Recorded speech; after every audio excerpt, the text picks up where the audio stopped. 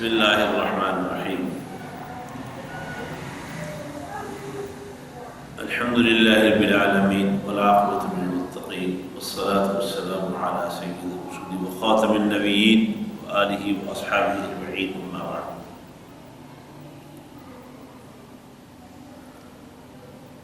ایک بہت ہی نازک پہلو سے چھٹے پارے کا آغاز ہو رہا ہے۔ کسی شخص کے ساتھ اگر کوئی زیادتی ہو، اس کا ڈنڈورا پیٹنے کی بجائے متعلقہ شخص سے بات ہونی چاہیے، لیکن اگر وہ شخص بات نہ آئے تو پھر جو ذمہ دار محکمہ ہے، گورنمنٹ کا سرکاری محکمہ ہے، اس سے رابطہ کر کے اس کی شکایت ہونی چاہیے۔ ہر بندہ اس کے ساتھ اگر کوئی زیادتی ہو جائے اور اس کا ڈنڈورا پیٹتا رہے تو معاشرے کا امن خراب ہو جائے گا، ایک دوسرے کی عزت قائم نہیں رہے گی۔ تو پائیدار معاشرہ مضبوط معاشرہ ہوتا ہے جس میں ہر شخص کے دل میں دوسرے کی عزت، احترام اور قدر ہو۔ سنن نبی داؤد میں حدیث ہے، نبی علیہ السلام کو ایک صحابی نے آ کے شکایت کی کہ میرا صاحب مجھے تنگ کرتا ہے۔ آپ نے کہا جاؤ یار، جا کے صبر کرو، حوصلہ کرو، برداشت کرو۔ وہ 2 دفعہ آ گیا، 3 دفعہ بھی آ گیا۔ آپ نے فرمایا اچھا اگر ایسی بات ہے نا تو تم اپنے گھر کا سامان دروازے سے باہر نکال کے راستے میں رکھ۔ اس نے اس پر عمل کیا۔ ہر گزرنے والا پوچھتا بھائی خیریت ہے، سامان یہاں رکھا ہو، یار میرا صاحب بڑا تنگ کرتا ہے۔ وہ کہتا وہ اللہ کی لعنت اس کے اوپر، یار بڑا ایسا ہے ویسا ہے۔ الغرض جب دیکھا نا کہ ہر گزرنے والا بندہ اس کو برا بھلا کہہ رہا ہے، اس کو لعن طعن کر رہا ہے، تو وہ آگے پاؤں گر گیا، سمجھ گئے۔ حدیث میں ایسے الفاظ نہیں ہیں پاؤں گرنے والے، لیکن مفہوم یہی ہے کہ پاؤں گرنے والی بات، بھائی جان معاف کرو، اللہ کے لیے سامان اندر لے کے جاؤ، آئندہ میری طرف سے آپ کو کبھی کوئی تکلیف نہیں پہنچے۔ تو اس طرح معاشرے میں ہر شخص کی عزت ہے، اور ہر شخص کی عزت قائم رکھنے کے لیے ہر شخص کو میل کرنی چاہیے، غیبت نہیں کرنی چاہیے، چوری نہیں کرنی چاہیے۔ اس کے بعد یہ حدود النساء، آپ کو پتہ ہے کہ سورہ فاتحہ سے ہی حدود النساء کا تذکرہ شروع ہو گیا تھا، پھر سورہ بقرہ، آل عمران، النساء، اب یہ چھٹا سپارہ چل رہا ہے۔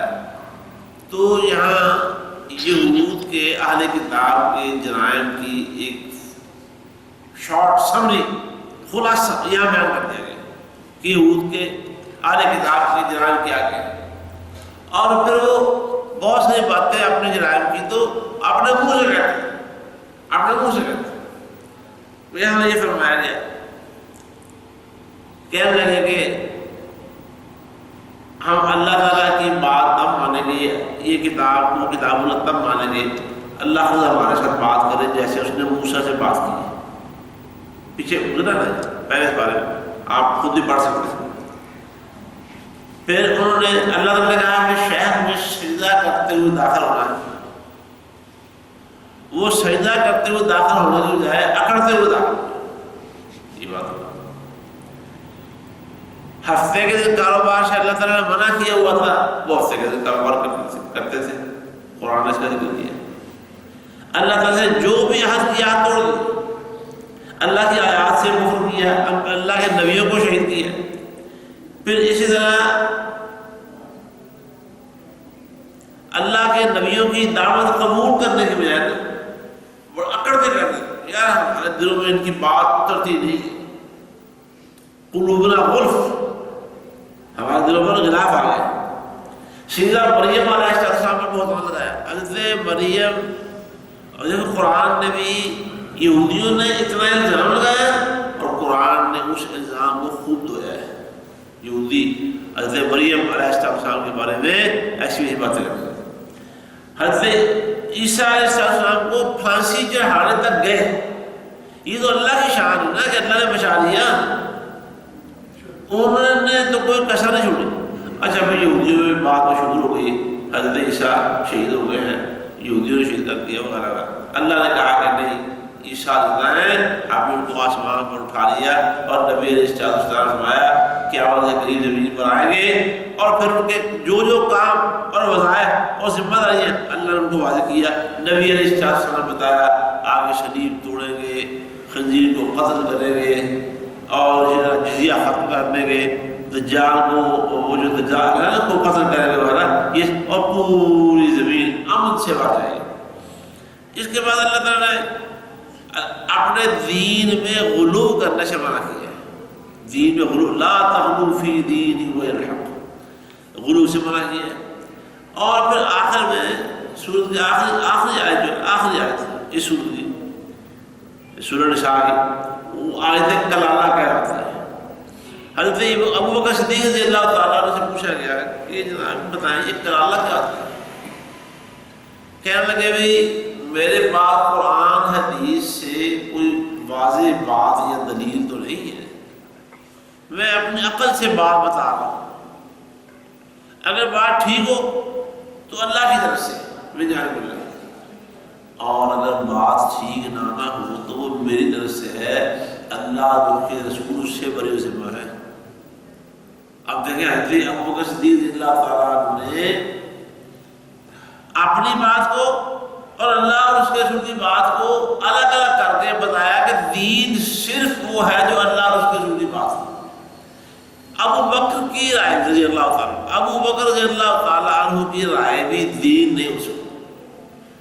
تو اس کے بعد قیامت تک کوئی شخص ایسا ہو سکتا ہے جس کی بات دین ہو سکتی ہے؟ دین صرف اور صرف، شریعت صرف اور صرف اللہ اور اس کے رسول کی بات ہے.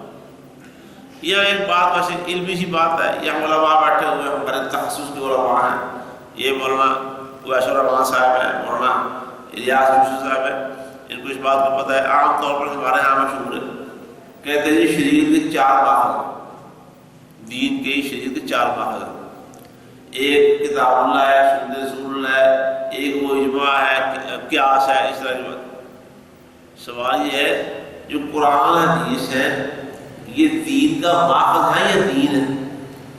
یا سوچے غور کریں. کیوں جی افسر، قرآن حدیث دین کا ماخذ ہے کہ دین ہے؟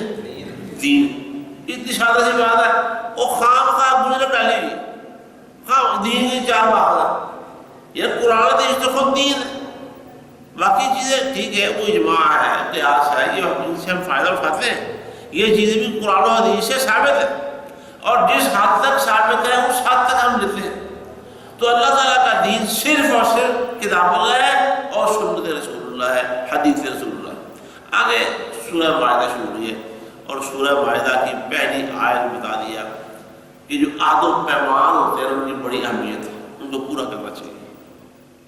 آپ نے دروس میں سنا، دروس فجر میں، کہ وعدے پورے کرنا، عہد پورے کرنا یہ ایمان کی علامت ہے، جبکہ وعدے پورے نہ کرنا، عہد توڑ دینا، غداری کرنا آج سے، یہ منافقت کی علامت ہے. اللہ نے اس چیز سے منع کیا. اور آگے پھر یہود و نصارہ کی روش بتائی کہ مسلسل وہ اللہ تعالیٰ کے ساتھ، اللہ کے نبیوں کے ساتھ بدعہدی کرتے ہیں. اللہ نے فرمایا آگے جا کے اور موضوعات پر بات کرتے کرتے دین کی تکمیل کی بات بھی کی. آگے چل کر فرمایا کہ وَاذْكُرُوا نِعْمَةَ اللَّهِ عَلَيْكُمْ وَمِيثَاقَهُ الَّذِي وَاثَقَكُم بِهِ إِذْ قُلْتُمْ سَمِعْنَا وَأَطَعْنَا. یہ وعدے تم نے اللہ اور اس کے رسول بھی کیے ہوئے. اللہ سے کیا وعدہ کیا ہے؟ یا اللہ ہم تیری بات سنیں گے اور مانیں گے، تو وعدہ پورا کرو. پھر اللہ حضرت موسیٰ علیہ السلام، دیکھیں نا جو بنی اسرائیل تھے، حضرت موسیٰ کے نجات اندامہ کرائے تھے اللہ کے حکم سے. انہیں مصر سے لے کر نکلے، اللہ نے ان کے دشمن کو تباہ کر دیا، بنی اسرائیل کو نجات دے دی. حضرت موسیٰ نے کہا چلو بھی اب جہاد کے لیے نکلے، مکر گئے اور بالکل چٹا انکار کر دیا. نہیں ہم تو بالکل نہیں، یہ موسیٰ ہم یہ بیٹھے، تم جاؤ، تمہارا رب جا کر ان سے لڑائی کرے، دشمنوں سے انہیں ختم کرے، انہیں اس ملک سے نکال کے باہر کرے. جب ملک فتح ہو جائے گا ہم آئیں گے اور جہاد کے بغیر اس ملک میں حکومت ہم کریں گے. بداری ہوگی نا، بداری. اس کے بعد ایک اور معاملہ اللہ نے بتایا، درمیان میں قصہ آ رہا ہے آدم علیہ السلام نے 2 بیٹوں کا، ایک قابیل تھا جو قاتل تھا، ایک حابیل، اس کا قصہ بھی آ گیا، اور بتایا کہ سب سے پہلا قتل جس شخص نے کیا، قیامت تک روئے زمین پر جتنے قتل ہوں گے اس کا گناہ اس شخص کو ملتا ہے۔ یہ اصول اللہ تعالیٰ کا، جو نیکی کا آغاز کرتا ہے جب تک اس نیکی پر عمل ہوتا رہے گا، آغاز کرنے والے کو بھی بعد میں عمل کرنے والوں کے برابر اجر ملتا رہے گا، اور جو برا کام شروع کرتے ہیں جو بھی اس کو دیکھ کر اس کی پہلی قیامت تک جو لوگ وہ برا کام کرتے رہیں گے، وہ پہل کرنے والے کو اس برائی کا ان کے برابر گناہ ملتا رہے گا۔ بنی اسرائیل اپنے جھگڑے لے کر نبی علیہ السلام کے پاس آتے ہیں، فیصلہ کرتے ہیں۔ اللہ تعالیٰ نے فرمایا نبی اگر آپ کا جی چاہے تو فیصلہ کر دیں، نہ جی چاہے تو واپس کر دیں، جاؤ میں تمہارا فیصلہ نہیں کروں گا۔ اللہ کی طرف سے آپ پر پابندی ہوئی نہیں ہے۔ ہاں یہ بات ہے اگر فیصلہ کرنا ہے تو انصاف کا کرنا ہے، ڈنڈی نہیں مارنی، اور یہ ہمارے دین کی خصوصیت ہے۔ اس دین کی بات کر رہا ہوں، دین والوں کی نہیں، اس دین کی خصوصیت یہ ہے، اس کا جو نظام ہے اس میں انصاف ہے، انصاف۔ اللہ کا دین ڈنڈی نہیں مارتا، نہ ڈنڈی مارنے کی اجازت دیتا ہے، کسی کے ساتھ دھوکہ نہیں کرتا اور دھوکہ کرنے کی اجازت دیتے نہیں۔ پھر اس کے بعد اللہ تعالیٰ نے بنی اسرائیل کو یہ بات کہی، بڑی خاص، بنی اسرائیل کو کہا کہ اگر تم اللہ کی کتاب پر عمل کرتے رہتے، اللہ کی کتاب کو نافذ کرتے، معاشرے پر قائم کرتے، تو رزق تمہارے اوپر سے بھی رزق آتا، تمہارے قدموں کے نیچے سے بھی رزق آتا۔ لیکن انہوں نے ایسا نہیں کیا۔ اللہ کی یہ ہمیں بتایا جا رہا ہے، اس کا مطلب کیا ہے کہ اب بنی اسرائیل نے اللہ کی دی ہوئی ذمہ داری پوری نہیں کی، اللہ تعالیٰ نے انہیں ان کی عہدے سے، ان کی ذمہ داری سے، ان کی شان سے معزول کر دیا، اور اب پوری دنیا کا اقتدار، پوری دنیا کی حکومتیں اللہ تعالیٰ نے امت مسلمہ کو عطا کی، اور مسلمانوں سے کہا اب تمہاری ذمہ داری بھی یہی ہے کہ تم اللہ کی کتاب پر نافذ و کام کرو، اللہ کی کتاب پر عمل کرو۔ بلکہ بنی اسرائیل کا جو دین تھا اصل میں وہ تھا ہی بنی اسرائیل کے لیے، وہ غیر بنی اسرائیل کے لیے تھا ہی نہیں۔ تو قرآن تو پوری دنیا کے لیے آیا ہے، نبی علیہ السلام تو قیامت تک کے لیے سب انسانوں کے نبی ہیں۔ انہوں نے اللہ کی کتاب بنی اسرائیل کے اندر نافذ و قائم نہیں کی، اللہ تعالیٰ نے ان کو سزا دی۔ تو آج ہم نے اللہ کی کتاب پوری دنیا میں پھیلانے اور نافذ کرنے سے ہاتھ کھینچا ہوا ہے، اور آج ہم بھی سزا پا رہے ہیں دنیا میں۔ 60 کے قریب ممالک ہیں مسلمانوں کے، اور حال کوئی نہیں۔ اللہ تعالیٰ نے ذلیل و رسوا کر کے رکھا، لیکن یاد رکھیں دوبارہ ایک وقت آنے والا ہے جب دنیا پوری میں مسلمان ہی پھر ہر معاملے میں وہ صف اول میں ہوں گے، بلکہ مسلح ایمانوں پر ہوں گے، دنیا کی قیادت کریں گے، دنیا کی سیادت کریں گے۔ یہ اس وقت ہوگا جب مسلمان دوبارہ اللہ سے کیے ہوئے وعدے کو پورا کرنے کے لیے تیار ہوں گے۔ اچھا، آخر میں ایک اور بات بتائی ہے، باتیں چیزیں ہی ہو رہی، تفصیلات نہیں، اشارات ہی عرض کر رہا ہوں، اور وہ بھی چند۔ بنی اسرائیل کے نا حضرت داؤد علیہ السلام کے ذریعے اور حضرت عیسیٰ بن مریم علیہ السلام کے ذریعے اللہ نے لعنت کی، لعنت۔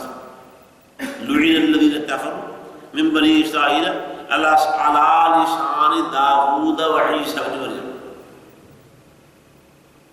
وجہ کیا تھی؟ لعنت کی وجہ کیا؟ اللہ نے اس کا سبب بتا دیا۔ سبب یہ تھا کہ انہوں نے بنی اسرائیل میں امر بالمعروف اور نہی عن المنکر کا فریضہ چھوڑ دیا تھا۔ یہ بات ہمیں کیوں بتائی ہے؟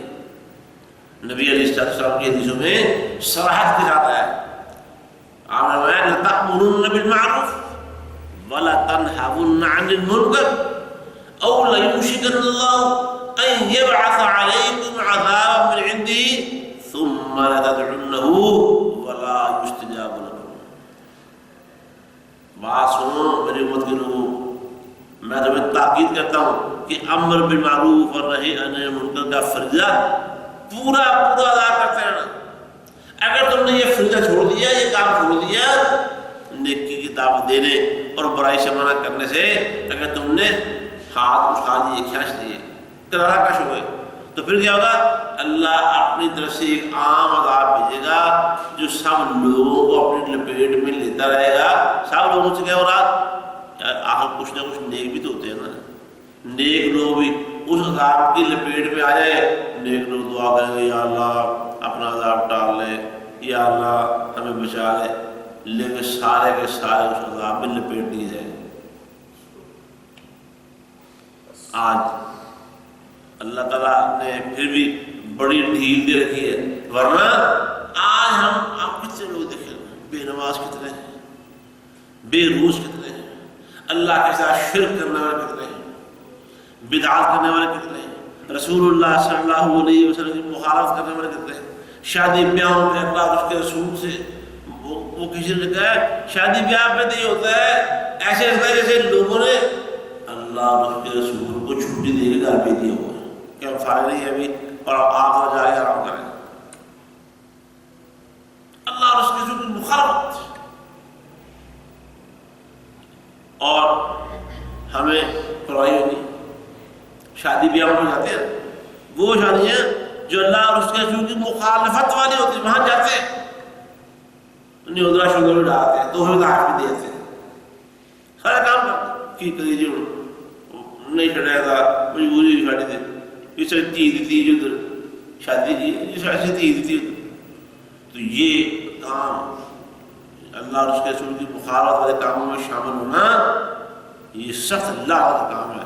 اللہ تعالیٰ مجھے اور آپ کو ایسے کاموں سے، اللہ اور اس کے رسول کی مخالفت والے کاموں سے محفوظ فرمائے، امر بالمعروف نہی عن المنکر کا فریضہ سمجھنے اور ادا کرنے کی توفیق عطا فرمائے۔ وآخر دعوانا ان الحمد للہ۔